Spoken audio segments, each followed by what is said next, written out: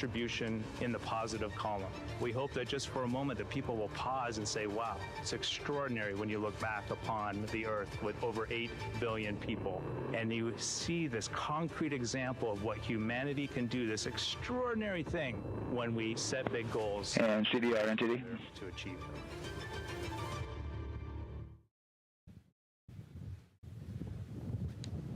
And so Mission Control Houston will control the flight of Orion after a liftoff here at Kennedy Space Center. Here's Gary Jordan, who's embedded with that team. Gary, you might have to pause because we did just hear a call out to the commander in Orion. Will do, Megan. I think that was Commander Reed Wiseman responding to prepare for some of the next steps. We are now holding at the T-minus 10-minute hold, expected a 30-minute hold. So we are well on the countdown. We are well on the timeline to meet this L- time and launch towards the beginning of the window, but continuing to track progress along the way.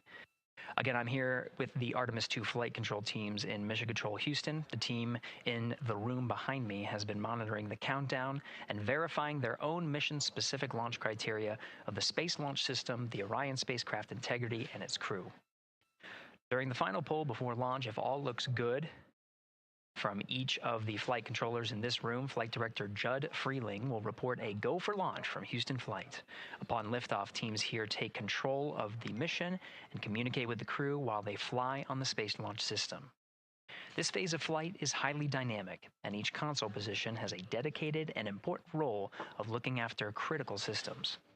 You'll hear calls from Capcom and NASA astronaut Stan Love in this room to the Artemis II crew as milestones are reached during the more than 8 minutes of powered flight on the core stage.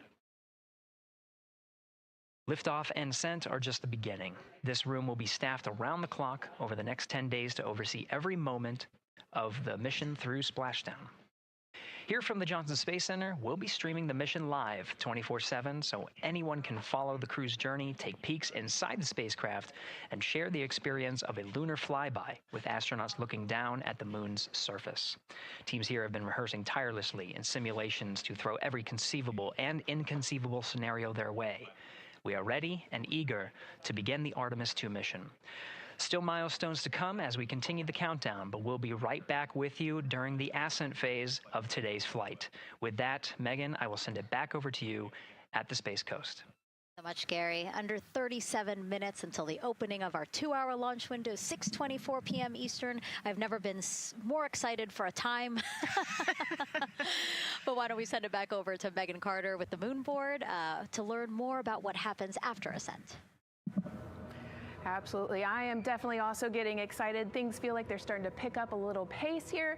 A lot is about to happen within the first 10 minutes of launch, but what happens after those first 10 minutes? Let me take you over here to my mission map so we can kind of jump ahead and let me explain a few things. So, our main engine cutoff is going to stand for MECO, and that is essentially where the rocket's job is done, and it is then going to turn the propulsion duties over to our ICPS. That stands for Interim Cryogenic Propulsion Stage. Don't try and say that too many times fast, but the ICPS is going to be right here, and that's our in-space propulsion. About 50 minutes into, after about 50 minutes into launch, it is going to conduct that first burn, and that's going to be the perigee raise maneuver. Essentially, what that is going to do is going to raise the spacecraft from a lowest point of Earth just a little bit higher into space, and then they are going to conduct that nice path. It's going to set them on that nice circular path around the Earth. That's when they're going to start to be able to really check out the spacecraft. The Orion spacecraft is going to be able to, like we've talked about, be maneuvered by the crew. They're going to check out those life support systems, and communication checkout's going to be vital at that point as well, obviously.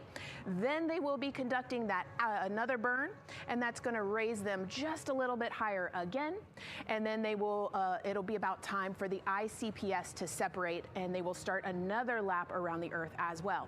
Now, the ICPS, but even after it separates, its job will not be done because they will have the opportunity to conduct something called the Proximity Operations Demonstration.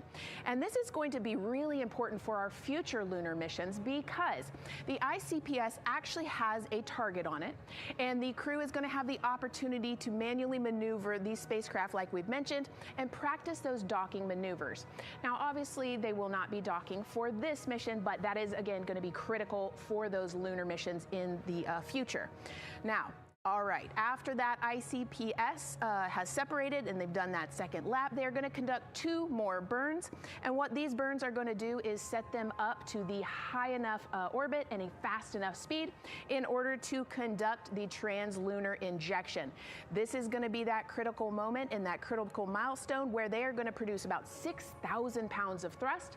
And this is that point that is going to take them out of low Earth orbit into deep space, and it's going to set them on that nice path towards that lunar flyby. And I know we have talked a little bit about why this could be a record-breaking flyby and journey to the moon. And with that, I'm going to turn it back over to Megan so she can tell us just why. Yeah, she's talking about the distance record set by the Apollo 13 astronauts in 1970. They were 248,655 miles away from Earth, and this Artemis II crew might surpass that on flight day 6 when they fly around the moon by more than 4,000 miles. Yeah, it's a long ways. It's tough to fathom 250,000 miles from Earth, right? I mean, space, the space station is only 250 miles, and so we're going, I don't want to do the public math, but we're going much further than that. But it's important, right? Because we want to get back to the moon. We want to see the surface. We want to see the far side of the moon. And the way we do that is by breaking distance records. Yeah, and the exact distance record depends on exactly when they launch, like the time, the day. So we'll learn more as we go into this 10-day mission with the Artemis II crew. But here we are, 32 minutes, 50 seconds and counting from the opening of our launch window. Feels really, really surreal here as more and more people come to gather on the press site lawn here at Kennedy Space Center. Why don't we take a look at this video that we have here? Some familiar faces who wanted to wish our Artemis II crew a safe journey. Reed, Victor, Christina, and Jeremy, you are the real deal. You're flying to the moon for all of us, and we are in awe. You're the true heroes. You are not just astronauts. You are pioneers, venturing deeper into the unknown. But you are not alone. We will be all cheering you on from planet Earth. Hey, I'm Victor Wembanyama, and I play basketball in the NBA. But I'm not only interested in shooting hoops. I'm also interested in shooting stars, dark matter, and all other types of astronomical phenomenon. And to the Artemis II astronauts who are shooting for the moon, I wish them good luck and Godspeed. Hi everybody, I'm Ryan Gosling, and I play a biologist who goes to space to save the planet in the film Project Hail Mary. But the Artemis II astronauts are going to space for real, and they will travel farther from Earth than any humans in history. Sending all our best wishes to the Artemis II crew. I just want to say how proud I am of each of you and how inspired you make me. But it's not just about me. Your mission is going to inspire future generations of scientists, engineers, athletes, and dreamers to do something that they never thought possible. Hey, it's Roy Wood Jr., and I want to wish the Artemis II crew a happy and safe journey to the moon, well, around the moon. To go around, I know what you're doing. You got to look for a parking space. This is to go around the moon, make sure somewhere to park, and then you park journey. Good luck. Actually, a really good way to explain what how this mission builds. Again, we are hoping to land astronauts on the surface of the moon in maybe 2 years. So yes, we are looking around the moon on this lunar flyby mission to see where we might park. Thank you, Roy Wood Jr. Okay, and as we look at this live view of the rocket on the pad, there is a spectacular place here at Kennedy Space Center to watch launch from, and that's the Banana Creek viewing area. Why don't we go back there where the crowd is excited, and Leah has the best assignment ever, talking to people who are super excited about being here for Artemis II. Oh Oh my gosh, Megan, you talk about the excitement being palpable. I'm telling you, everybody here on Pins and Needles, as we get just about half an hour away from launch, I've been walking around talking to people, and I'm just struck again and again by how many people are here from across the agency. I want to introduce you to just a small portion of the people across NASA who have been supporting this mission. Patty Ortiz, NASA Armstrong Flight Research Center, Orion Program. Orion. Kathy Graves, Glenn Research Center, Office of STEM Engagement. Here we go. David Alexander, NASA Glenn Research Center, Office of STEM Engagement. Jennifer Becerra, Johnson Space Center, the Office of STEM Engagement. Here we go. Right back here. Where are you from? I'm from NASA Glenn Research Center, Joseph Panakitis. Joseph, here we go. Wes Furman from APL. Maria Arredondo from Headquarters, Next Gen STEM. Mark Robinson, Stennis Space Center, Commercial Space. Amira Flores, Armstrong, Office of the STEM Engagement. Molly Kearns, NASA Glenn, Space Communications and Navigation. Matthew Pierce, Goddard Institute for Space Studies in New York City. Here we go, and right over here. Lauren Ring, Ames Research Center, Data Integration. So we're coming together. We're one big NASA team, one big NASA family, and we have one major message before we launch tonight. Okay, guys, what are we going to say? 1, 2, 3.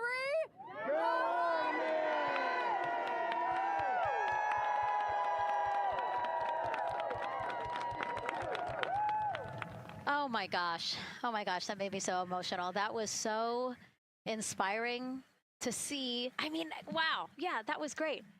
I mean, just to hear everybody say their position, what they're doing to support this mission is amazing. And I'm sure this was something that really rang true and resonated with NASA's Administrator Jared Isaacman, again, to see the workforce come together to do the work and then to be here for launch. So why don't we actually go over to him now with our Jasmine Hopkins at one of our other viewing locations. All right, Megan, thank you so much. The energy here on the balcony is honestly becoming electric as we get so close to launch. And now we are thrilled to welcome NASA Administrator Jared Isaacman.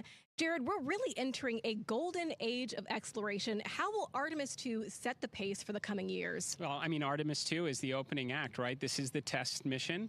This is getting very comfortable with the SLS rocket, the Orion spacecraft. No humans have ever flown on this before, right? And we're going to put it through its paces. We'll go into Earth orbit for a little bit, make sure Orion's doing okay, and then we are sending them, right? We're going to send them farther into space than any humans might have gone before, 250,000 miles away, and it's going to set up for the subsequent missions. That's why we're going into the golden age of science and discovery right now, because you're going to see a moon rocket launch in 2027 when we do our testing with the lander. We're going to go for the landing on Artemis IV in 2028. And in parallel, we're going to build the moon base, right? And that is going to be filled with science discovery and tech demonstrations that's going to support the enduring presence we're trying to create on the surface. Absolutely. So honestly, history-making years ahead of us, you know, with Artemis III and IV. But first is Artemis II. What will be our single greatest takeaway from this mission? Well, I'll tell you, I mean, after ignition, to me, the moment that I'm going to be most excited for is splashdown. There's no question about that. Good shoots coming down off the West Coast. But look, I think the takeaway from this is gaining extreme comfort in the Orion spacecraft, right? I mean, this is very different than what we've done for more than a half century, right? I mean, the velocities that spacecraft is going to re-enter at, it's going to be new territory for us. We want to get our arms around that completely. So I would say the performance of SLS plus Orion is everything on this one. We want to make sure we do it in as a safe way as we possibly can, understanding what we are undertaking right here, bring our crew back, learn as much we can from the vehicle, set up for Artemis III in 2027. Right. And Administrator, we've actually had a pretty young audience today here, some kids running around the balcony. How do you hope Artemis II inspires that next generation? You know, I talk about this all the time. Like, you know, one of our overarching KPIs that we should always be tracking is the number of people living and working in space. Well, you know what's another strong number 2 on that one? It's the number of kids that are dressing up as astronauts for Halloween, so that they grow up, that they're inspired to want to join in this grand endeavor, whether they come work with us here at NASA or they join in industry, but they're helping humankind venture out farther, pursue all the secrets of the universe. Yeah, I think we'll see a lot of kids dressed as astronauts this year. And finally, Jared, you've really made it a personal mission to get to know the people behind the work at NASA. Do you have any final thoughts, any final words before today's history-making launch? Yeah, well, one, I want to express a lot that appreciation. I'll tell you what, the 4 astronauts on top of Artemis II know this. It takes an army to pull a mission together like this, right? Across all 10 of our centers, all of our commercial partners, the international partners that come together to make this possible. My sincere appreciation for everyone who is currently working the mission right now, so getting them ready for launch, that will be watching over them in mission control, recovering this crew when they splash down off the West Coast. I have complete trust and confidence in your abilities. And everybody else who's not directly working on Artemis II, Artemis III is coming up next year. When this mobile launcher gets back in the VAB, we're going to start stacking. Wow, plenty of excitement ahead of us. Jared Isaacman, thank you so much for being here. Thank you. Thanks for being here. Of course. All right. And with that, let's get back to the countdown with NASA's Megan Cruz. Under 25 minutes and counting from the opening of our 2-hour launch window. And take a look at all these people behind us. I literally, every moment I turn around and I see the clock, I am like, oh, wow. Oh, wow. There are more people and less time. Yes, exactly, which is a great problem to have. Yes. Now, this first crewed test flight of NASA's Artemis program coincides with the 250th anniversary of our country's founders signing the Declaration of Independence. Exploration is a part of America's DNA, and it continues now with our return to the moon.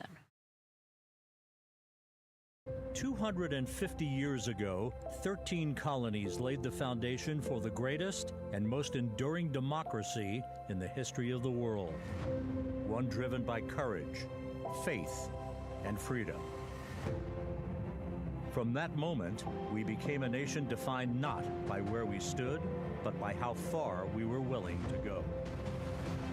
We conquered vast frontiers, invented tools that shaped a modern world. We found light in the dark, and we rose from the earth.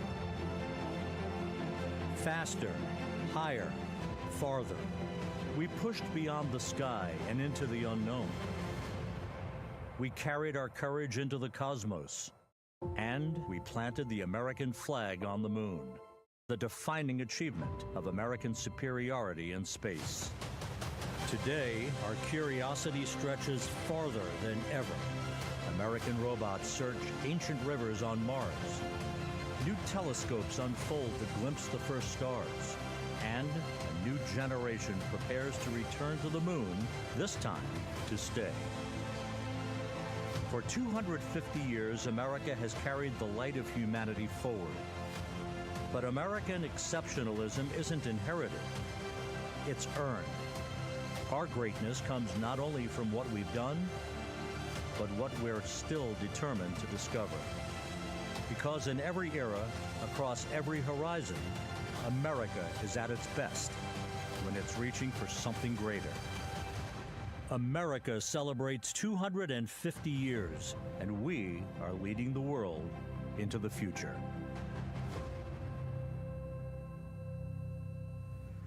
22 minutes, 15 seconds and counting from Artemis II, NASA's boldest test flight in a generation. The crew has said this often, that they hope it inspires children around the world. And recently, a group of kids here at Kennedy Space Center got a surprise of a lifetime while watching that rocket roll to the launch pad. So tell me what color it is. And who's going to be on that rocket? We're going to be on that rocket. I could make it a little bit longer. Did you see it? Okay, so everybody's looking at the rocket because it is kind of cool and impressive.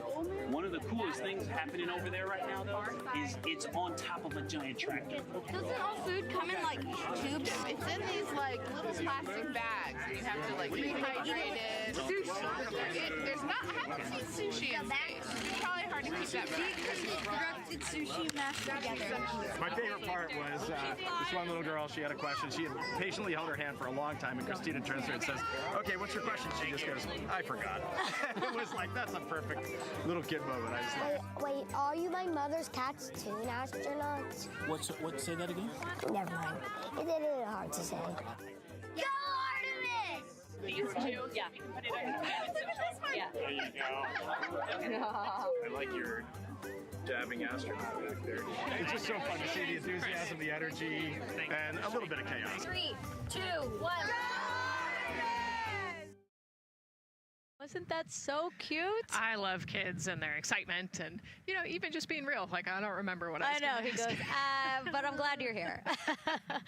Now here we are, Space Center Houston. The crowd has exponentially grown throughout the day. We started showing you live shots from in there probably an hour ago, and now take a look at all the people there getting ready to witness history together. It's something really special to be able to witness something like this together. Yeah, you know, we've heard from celebrities and officials and kids, and, you know, it's amazing. People from all around the world came here today to Florida to watch. So it's something, it's hard to put into words, just how much support for this mission we're seeing today.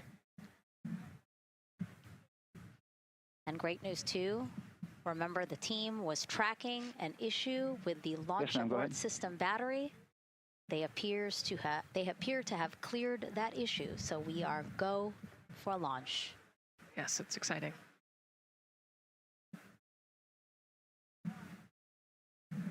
U.S. Space and Rocket Center here, Huntsville, Alabama, waving to the Artemis II crew sitting right there inside Orion.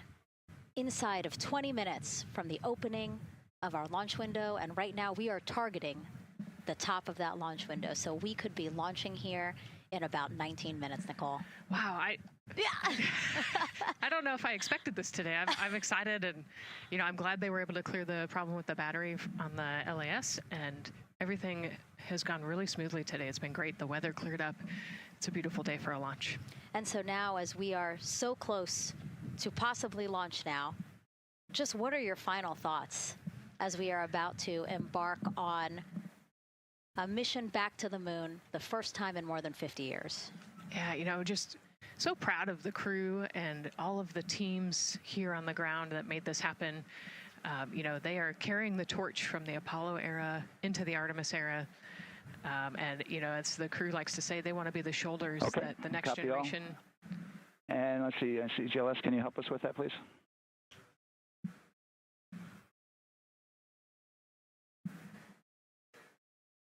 They want to be the crew wants to be the shoulders that the next generation can climb on. 001.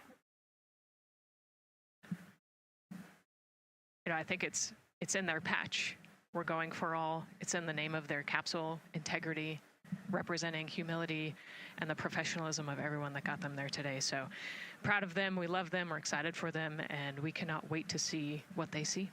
Just leveraging everything we've learned so far as an agency, taking us from Apollo now to the launch pad here, 39B, with Orion and SLS poised to again fly us into the history books. And before we leave you now here at the host desk to get back into operations, we just wanted to answer one question for you guys. We asked you earlier on today, what are you most excited for? And we asked you to go vote on Instagram and Twitch. Instagram, you guys said launch. Twitch, you guys said lunar flyby. So I think you guys will all be very excited since we are now about 17 minutes from the opening of our launch window today. And so with that, as we approach terminal count, let's send it back to Daryl Nail in Firing Room 1. Daryl. All right, thank you, Megan and Nicole, and just want to give you an update on the launch abort system that you just reported that they cleared. They believe, they're convinced, this is an instrumentation failure. So there are 2 batteries on the LAS. The LAS, of course, and with the help of my 2-year-old son's model rocket, Daniel said I could use this, so it's okay. The LAS is right here. It's the tower above Orion. Orion capsule's inside of here. It's used to pull Orion off the rocket in case the rocket something's going on with the rocket, either on the pad or in flight. 2 batteries are bad. Well, I'm sorry, one of the 2 batteries reported an out-of-family temperature, and it was very much out of family. And so they checked their data going back into the vehicle assembly building where they recharged the batteries and worked on them. And they have good, solid data, they reported, that tells them that this is an instrumentation failure, that there's something wrong with the sensor. And so they took it before the mission management team, which has to accept the risk, any changes to launch commit criteria. criteria, which this would be one, and they all fully accepted it. So now we are clear as far as that constraint is concerned. And one quick thing as we count down now, we are getting into the final minutes before liftoff. There's a 2-hour window. We haven't quite set the T0 yet, but this is a list of the cutouts. There are 150 cutouts that are included for this 2-hour launch window. And that's important. They're in very small print.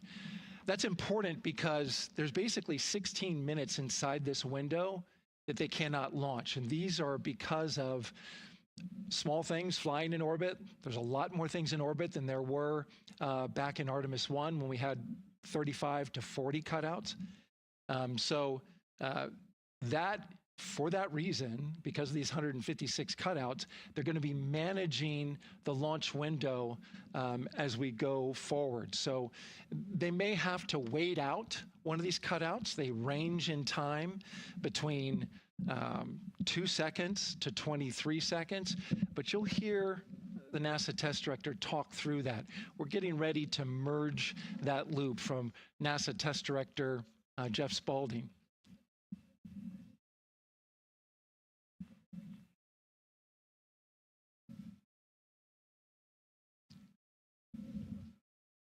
And so now I'm listening to the launch team get ready to merge their operational channel.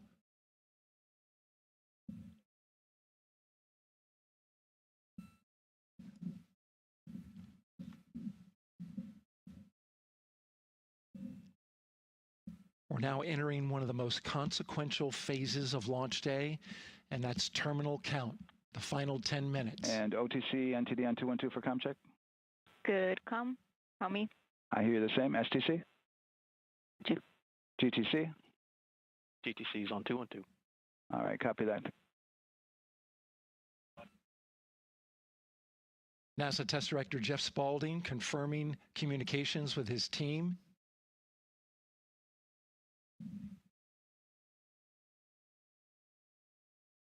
There will be 2 polls that we'll hear. One from Spaulding, the NASA test director, confirming the ground systems and the launch team are ready to proceed. At this point, we have a clear board, no constraints, but we need confirmation from each individual on the NASA test director team. So we'll hear him poll his team.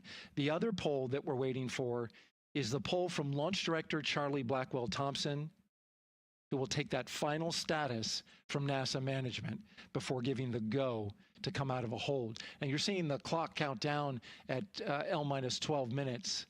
CCL, OTC, Orion, RS1. CCL. Yes, sir. Reconfigure ARS primary loop ISO valves. Copy, that's in work. And CDR, OTC, Orion, RS1. Go. ARS loop ISO valves are being closed at this time. Integrity copies. NGDLP. Go. Yes, I had a discussion with sea ice and with MER manager regarding the observation the sea ice had a few minutes ago. They were able to confirm with BCI photos that the condition that they observed has been there since 2025. MER manager has had a chance to review the findings, and they do not have any constraints from either a sea ice or MER manager perspective. Okay. Copy all. And Launch Director NTD, you copy? Yes, sir. I copy. That's good news. OTC, CCL 212. OTC. ARS primary loop isolation valve configuration is complete. Copy.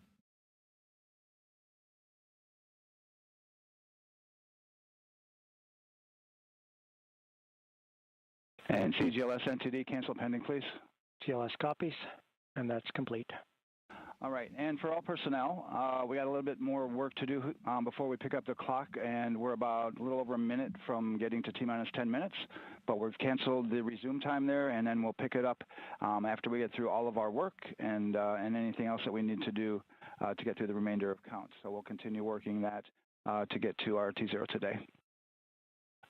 So when we get to about 50 seconds from now, we'll extend that hold. CVSE OTC. CVSE. 400, 290, looking to verify that we are configured for ascent. Yep, give me about 2 more minutes. I'm going to start CMA2 streaming. Copy. NTD COSE hold requested. Copy that. I have an LCC violation of O-CT-004, S-band transponder anomaly. This was a transient LCC violation, so transponder 1 had a demodulated SNR estimate that went down to 2 dBm when it should have been between 10 and 13. It is now back up to 12, but we did lose that for just a moment.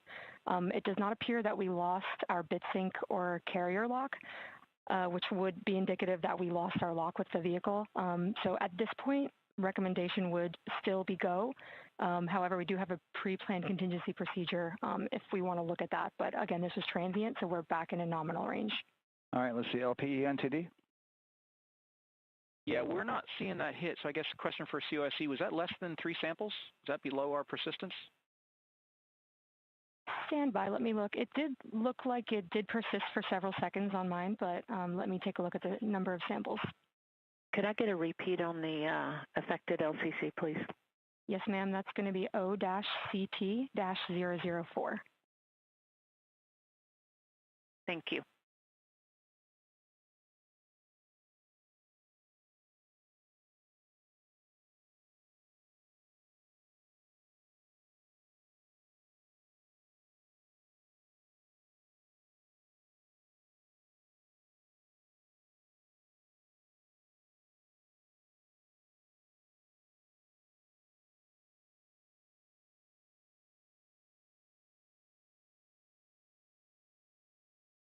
Yeah, us taking a look at the data right here, looks like that was a single sample.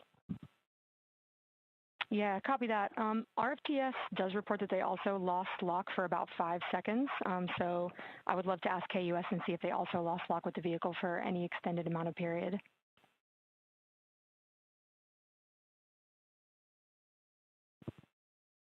And COSE, while we're doing that, these are 1/10 hertz measurements, correct? So we would have had to lose it for over 10 seconds to get a second sample?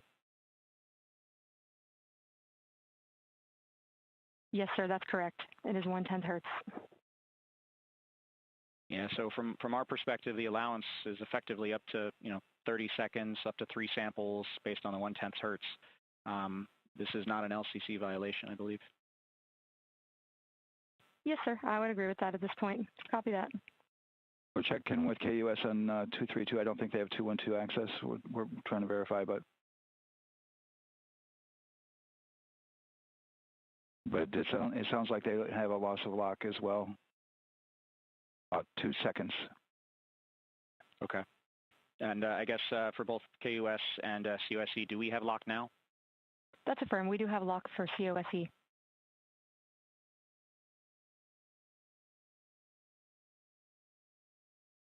Yeah, so from the integration console perspective, we did have a temporary loss there within the allowable, and per the requirement, let's go.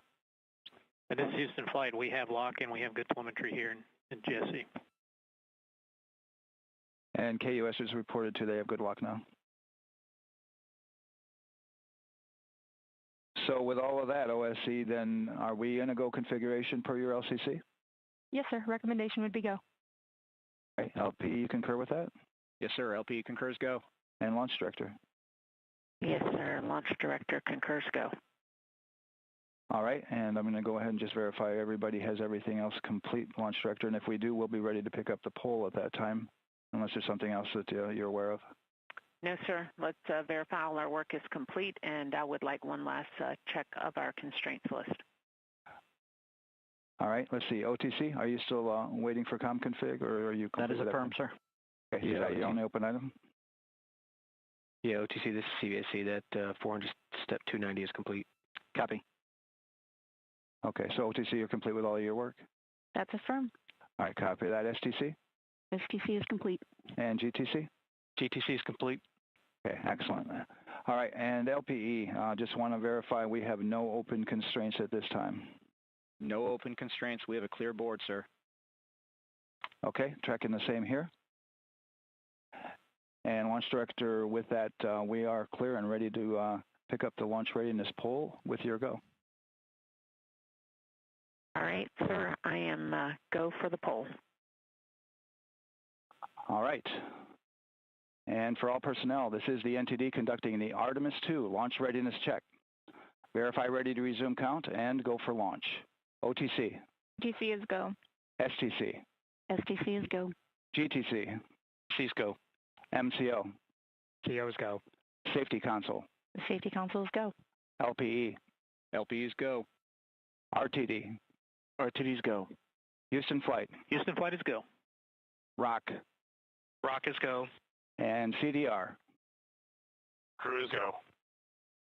Copy that. Thank you, Reed. And Launch Director, NTD, our launch team is ready to proceed at this time. All right, NTD, I copy all. At this time, I'll perform my poll. Attention on the net. This is the Launch Director performing the final poll for launch. Verify no constraints and go for launch. EGS, Program Chief Engineer. Artemis Chief Engineers are go. Copy, thank you. EGS, Chief Safety Officer. The Artemis CSOs are go. Copy, thank you. Range Weather. Launch weather is go. Thank you, LWO. And Artemis MMT Chair. MMT's go. Thank you, John. And Integrity Launch Director. Good Airways, Charlie, PLT. Thank you, Charlie. This is Victor. We are going for our families. MS1. This is Christina. We are going for our teammates. MS2.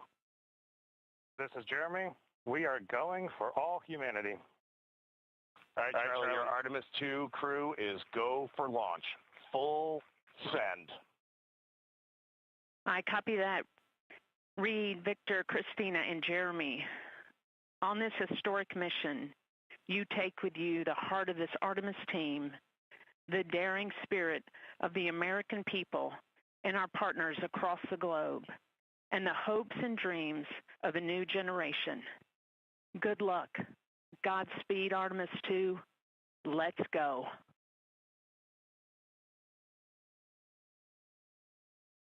And NTD Launch Director. Go ahead, Launch Director. Yes, sir. You have a go to proceed with countdown. Copy that. I'll put it in work. CDR, NTD. Go. Your risers and initiate short purge per your EPROC 10.1.1, steps 8 and 9. 10.1.1, 8 and 9 going to work. Copy. CVSE, NTD. Start and verify recordings of our Orion cameras. Copy. Okay. Well, there you heard it. RSR, NTD. RSR. They're getting ready to start terminal count. arm rotation enable at this time, please. It's currently at T-minus 10 minutes. Once we wrap up this last bit of work, SNA arm rotation enable complete. we're going to start that clock. Copy that. Thank you. Integrity crew, close and lock visors.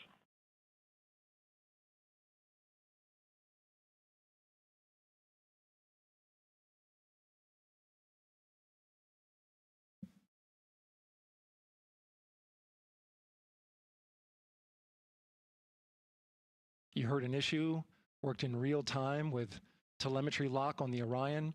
It was transitory. It was very short. They checked the data, confirmed that they had a good lock. This was with the S-band transmitter on the Orion. Worked through that issue, looked at the data, and cleared it. All with the world watching. Impressive work by the launch team. So we have a 2-hour window, which starts in just a few minutes at 6:24 p.m. Eastern Time and goes until 8:24 p.m. Eastern Time. And ECL NTD will be waiting for your verification on the short purge. ECL copies. And for all personnel, once we get that short purge verification, we'll verify that we are clear to go, and then we'll proceed with the terminal count.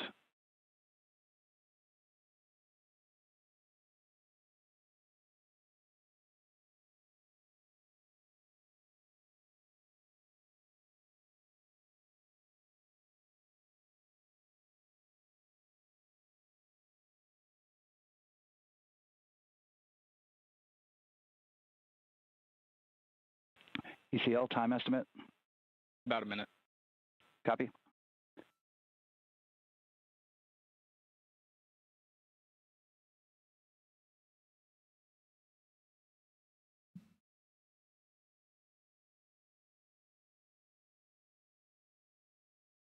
So we're going into the launch window, but not by much, it looks like.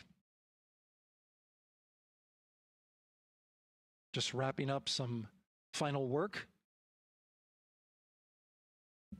And once that's completed, you'll hear NASA Test Director Jeff Spaulding ask for the ground launch sequencer operator to go ahead and start the clock. The ground launch sequencer is an application software. It runs on top of the launch control system in the firing room, acts like a conductor of an orchestra, executing hundreds of commands in precise order and timing. It's all autonomous. Entity CCL 212, short purge initiation is verified. All right, copy that, and we're verifying our constraints.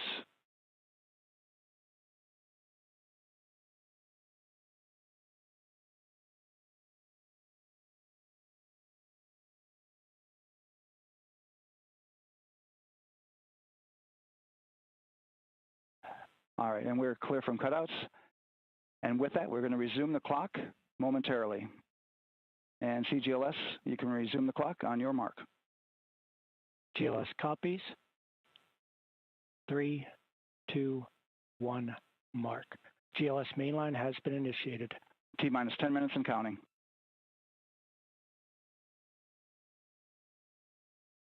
And that begins terminal count. Our new T0 is 6:35 p.m. Eastern Time. 6:35 p.m. Eastern Time. We are now counting down to liftoff of Artemis II.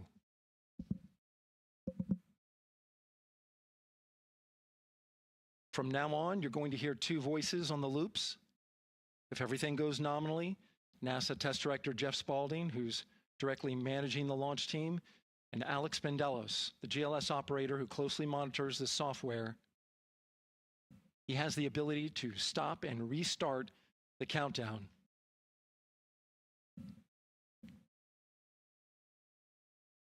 A lot of people ask about whether there's a launch button. There certainly is not. Flight and Rock, our new T0 is 22, 35, 12. Houston flight copies. Rock copies. 22, 35, 12. Affirm. There you heard confirmation of the exact T0, 6:35 and 12 seconds p.m. Eastern Time. Again, our T0 is 6:35 and 12 seconds p.m. Eastern Time. But as I was saying, there's no launch button. This is autonomous.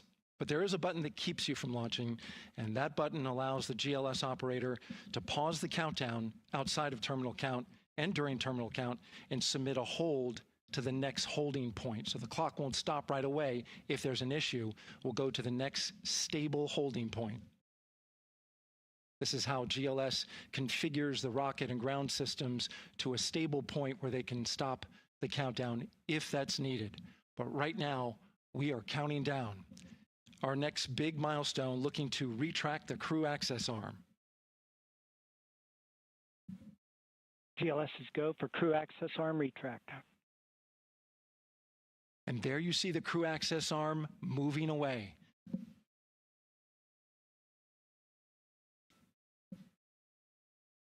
That's the path that the astronauts took to ingress into the rocket.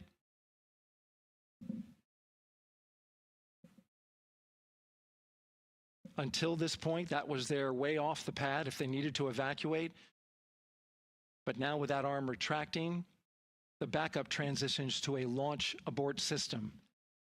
And they'll begin arming that shortly.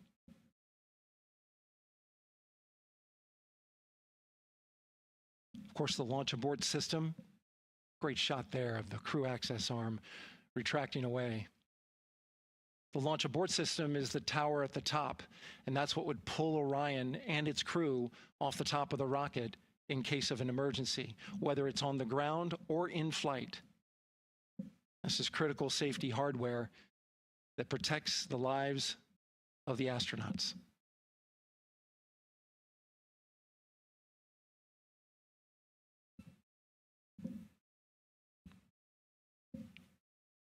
Starting at T-minus 6 minutes, the GLS will start bringing that and other high-energy systems online, starting with core stage pressurization.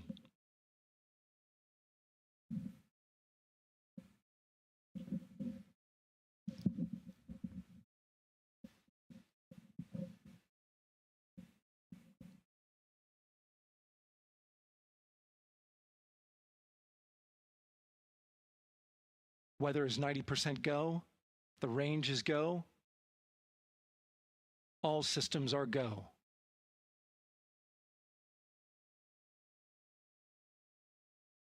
GLS is go for core stage tank pressurization. That means the replenish valve for the liquid hydrogen tank has now closed, and that tank is beginning to pressurize to flight levels because that hydrogen is naturally boiling inside the tank. We'll get the liquid oxygen tank a little later in the count.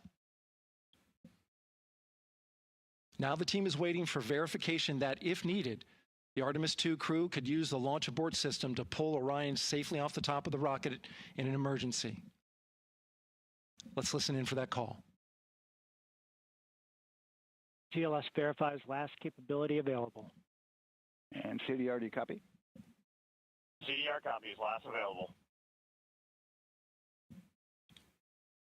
That's great news, and you heard the NTD verify that with the commander of the mission.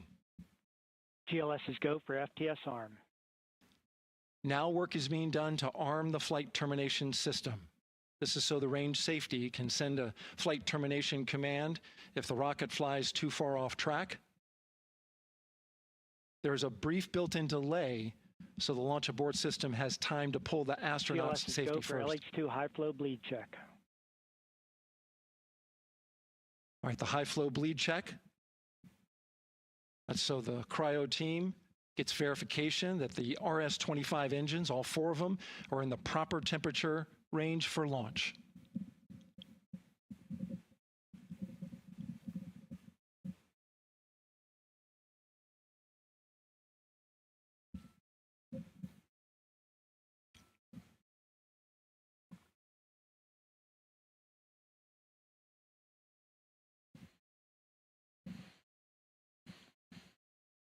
GLS is go for core stage APU start. Core stage APUs start. Those are auxiliary power units, high-speed turbines which provide pressure to hydraulic pumps that steer the RS-25 engines. We're going to see a gimbal test a little later at T-minus 2 minutes and 30 seconds. This is what allows that to happen.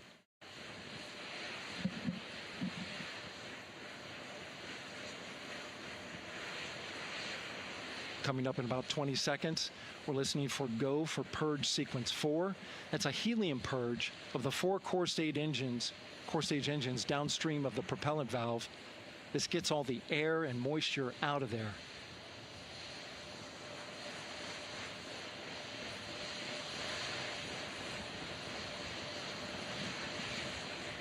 GLS is go for purge sequence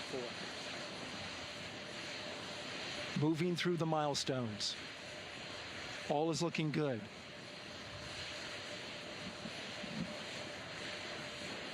Coming up in just a few seconds, we're going to get that thrust vector control actuator test. This is a gimbaling of the engines.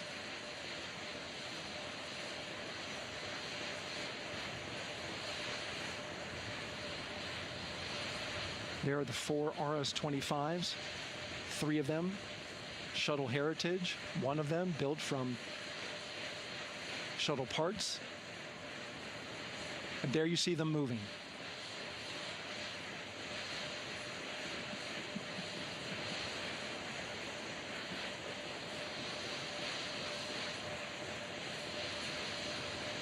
Now we're going to start moving the power from both the upper stage and the lower stage of the rocket to internal, taking ground power away and now going to battery power.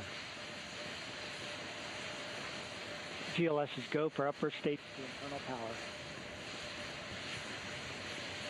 All right, power is removed from the rocket's upper stage, the ICPS, and it's been switched to battery. Same milestone for the lower core stage coming up at T-minus 1 minute and 30 seconds. Right now, The 4-person Artemis II crew is 248,000 miles away from the moon. And if all goes well, they will fly by it in 6 days. GLS is go for core stage to internal power. All right, there's the rocket's core stage, which houses 3 flight computers, is now on its own power. There's no more hold time because there's no more margin on these batteries. So we would have to recycle back to T-minus 10 to recharge if we had a hold.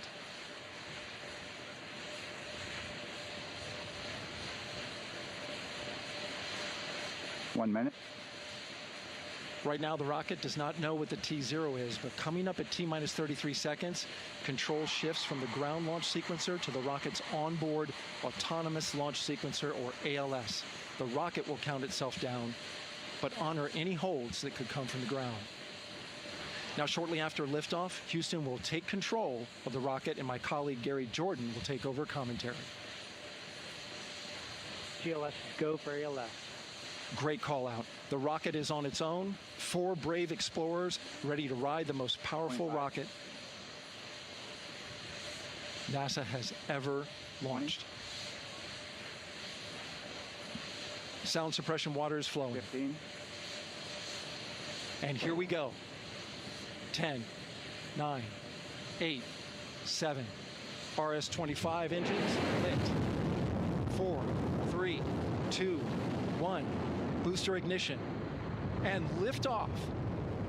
The crew of Artemis II now bound for the moon. Humanity's next great voyage begins. Good roll pitch. Roger, roll pitch. Houston now controlling the flight of Integrity on the Artemis II mission around the moon. Integrity, AMT high.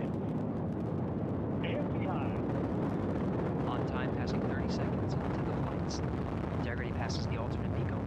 Target milestone. Mission Control Houston seeing good performance on the 4 main engines. Space Launch System core stage.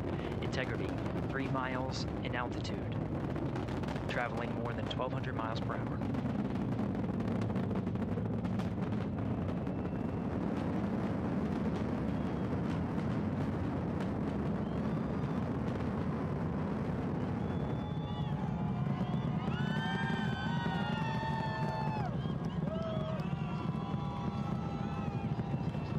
Mission elapsed time, passing 1 minute, approaching max Q. On, Ponce de Leon. Stan, we have you loud and clear on Ponce de Leon. Have you the same. Communication signal transfer confirmed as Integrity and its crew go supersonic. Approaching 90 seconds into the Artemis II mission. Integrity is 14 miles in altitude, 8 miles downrange, traveling more than 2,600 miles per hour.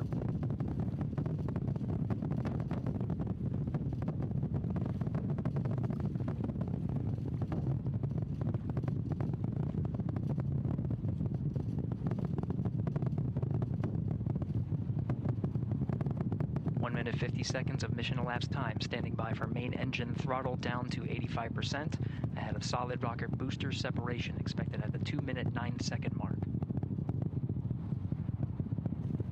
We see throttle down.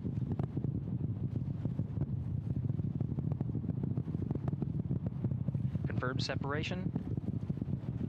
Main engines throttling up, guidance converged.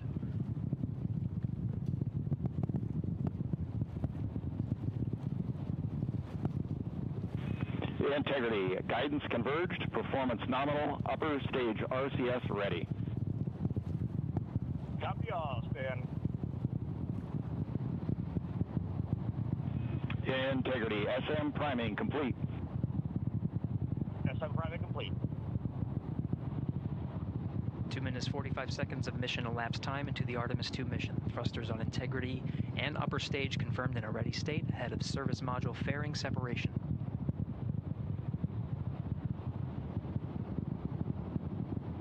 3 minutes into the flight. Integrity, 49 miles in altitude, 78 miles downrange, now passing 5,000 miles per hour.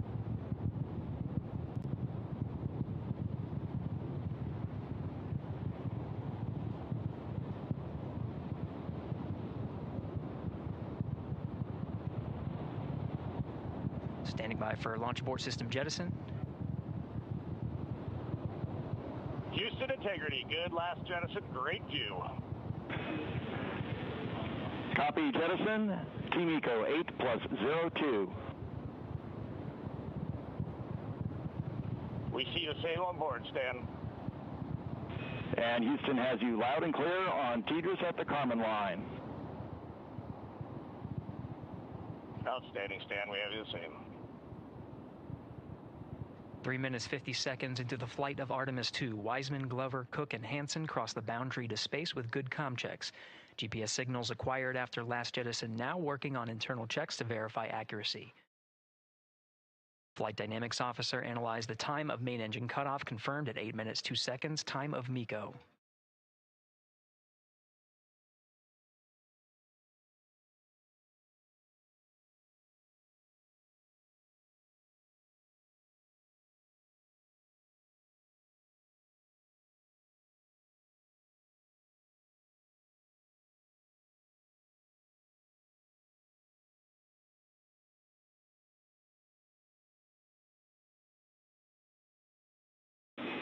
Integrity, GPS processing. Outstanding, Stan, we see the same, and we have a beautiful moonrise. We're headed right at it.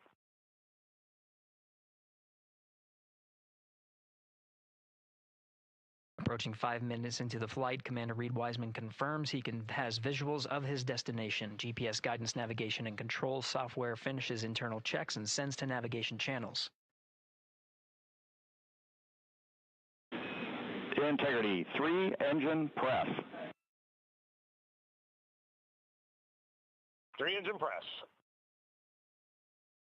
On time, now passing 5 minutes 20 seconds of mission elapsed time into the Artemis II mission. At this point, 3 good main engines are all that's needed to carry Integrity to a nominal main engine cutoff target. Though at this time, we're seeing 4 good engines here in Mission Control Houston. Integrity, 75 miles in altitude, 330 miles downrange, approaching 10,000 miles per hour.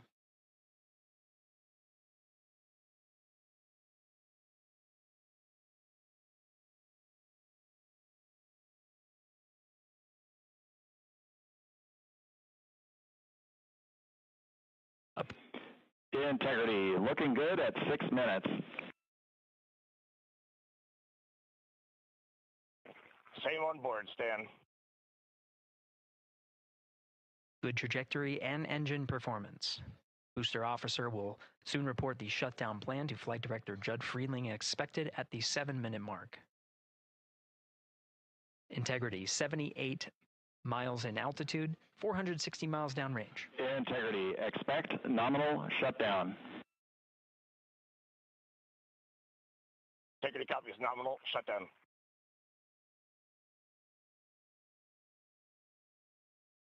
Six minutes 40 seconds of mission elapsed time. Shutdown plan is as expected. Again, the time of MECO was confirmed at 8 minutes 2 seconds into the flight.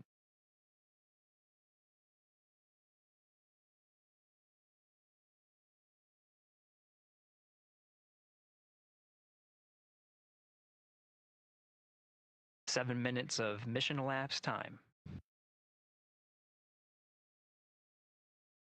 Throttling down as we approach the abort once around option. Milestone at the 7-minute 30-second mark.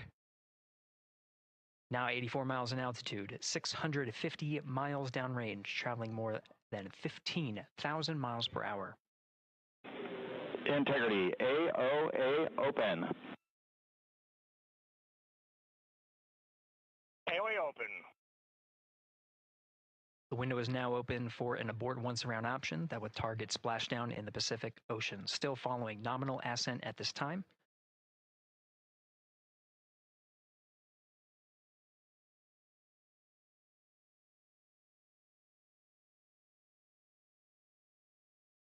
About 10 seconds remaining until the main engine cutoff of the Space Launch System core stage. Standing by for confirmation of MECO and core stage separation.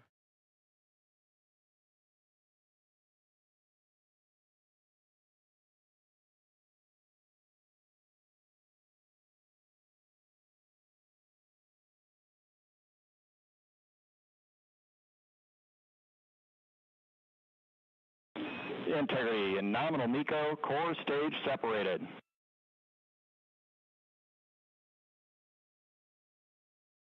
We see the same on board, Stan.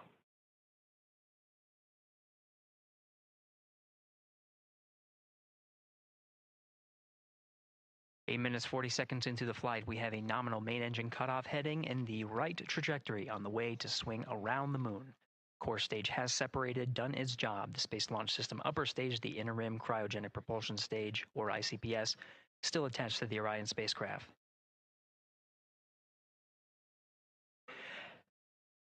Nine minutes of mission elapsed time. Integrity crew of Reed Wiseman, Victor Glover, Christina Cook, and Jeremy Hansen now in orbit around the Earth at the beginning of their journey to the moon.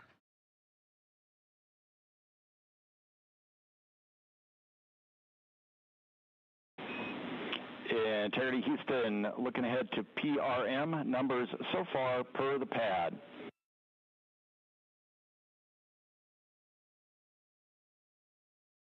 Copy that, Stan. Numbers for the pad.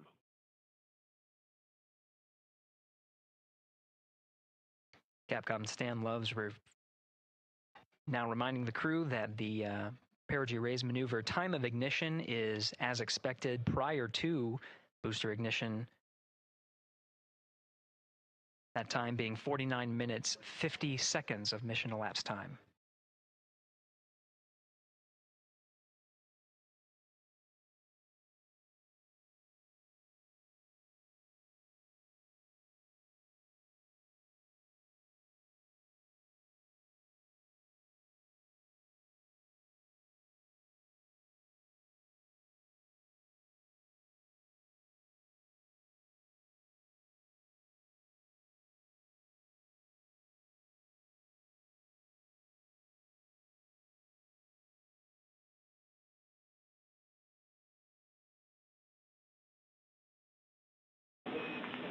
Integrity, good. Neds deploy.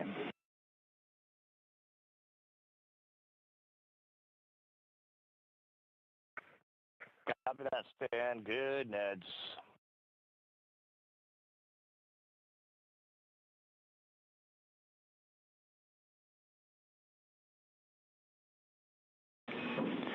And Integrity Houston for PWD setup. Just a reminder, halfway open on the secondary.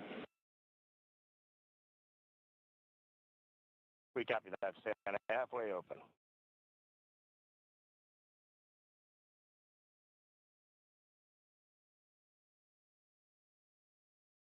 Passing 11 minutes of mission elapsed time.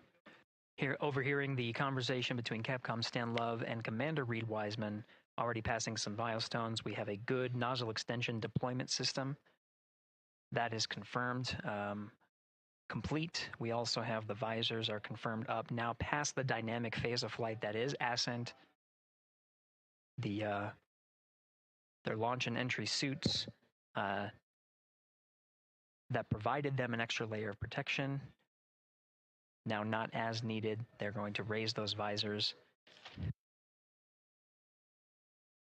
And later in today's mission, they will begin to egress or get out of the suits to begin some of their initial tasks of activating some of the systems aboard in the Integrity spacecraft.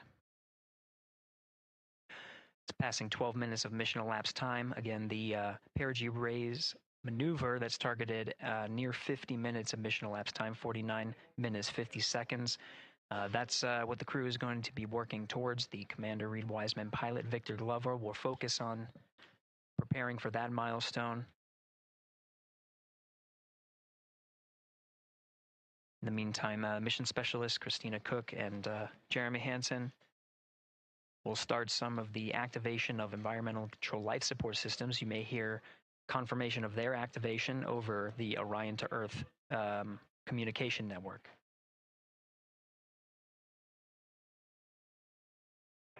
Houston, C3 aux power back in auto. Copy C3 aux, and we're 2 minutes to maneuver.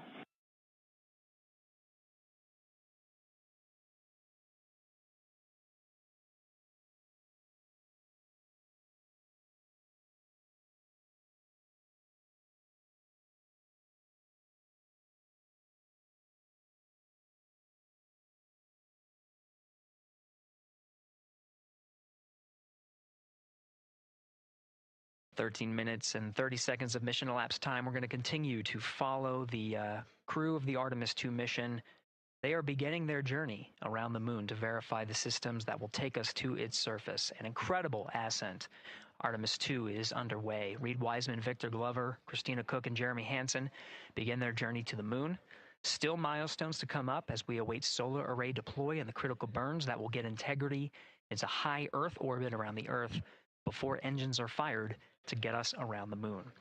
We'll keep tabs on Integrity and its crew from here in Mission Control Houston. But for now, we're going to send it back to you, Megan and Nicole at the Kennedy Space Center. Very jealous to hear how the launch experience was over on the Space Coast. Yeah, Gary, if people are just joining us, welcome back to the Space Coast, where we just saw Artemis II lift off 14 minutes ago. And wow, what an amazing launch, and an emotional one, too, as soon as the rocket lifted off. Nicole, you had tears in your eyes, I had tears in my eyes, and we had all these people around us cheering. It was amazing. Yeah, the energy was wonderful. I mean, it was a beautiful launch. You know, we've got 4 friends and family members headed to the moon. It's pretty amazing. Yeah, how does that make you feel as someone who, you know, is an astronaut as well, but also, as you said, friends? Yeah, so proud of them. You know, man, we don't have the words in the English language to describe this kind of an event, and pride, love, so many emotions. You know, they are truly breaking some barriers, and hopefully, you know, as Gary just said, they've got a long day ahead of them, so wishing them well on everything. But so far, what a beautiful launch to watch. Yeah, to be returning to the lunar orbit in more than 50 years. Maybe they go farther from Earth than any other humans before them. Maybe they see parts of the moon that we've never seen before. I mean, what a great start to what could be all of these milestones that we break in just a 10-day mission. Yes, what a way to welcome in the Artemis generation. Yeah, how do you feel? I mean, we saw some beautiful shots we were covering of course, the rocket, of course, the Earth falling away as we continued up into our ascents, but also some of those crowd shots where we saw young and old, just emotional, overcome by this history-making moment. Man, we are going back to the moon for all, and we saw that today. We saw that in all the crowds. And yeah, you guys just saw that view, the sunrise or sunset, I guess. They just made it over the crest of the Earth, and you could see the sun peeking over. One of my favorite views from space. And I can't imagine what they're looking at now, and I can't wait to see what they're looking at in about 5 or 6 days. Yeah, and you know, I know a lot of people are like, you know what, I'm surprised